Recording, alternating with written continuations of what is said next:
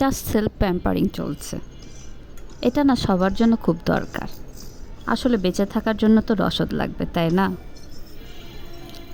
দুদিন পর পর টাকা পয়সা কই পাবো যে রেস্টুরেন্টে যে একটু খাবো, ট্যুর দিব? তার মধ্যে বড় সমস্যা একা। তাই এই যে সাজিয়ে গুছিয়ে বসেছি মুভি দেখতে। চলছে মুভি দেখা, সাথে আছে প্রিয় কিছু জিনিস, আর আছে কফি খোরের এক মগ কফি।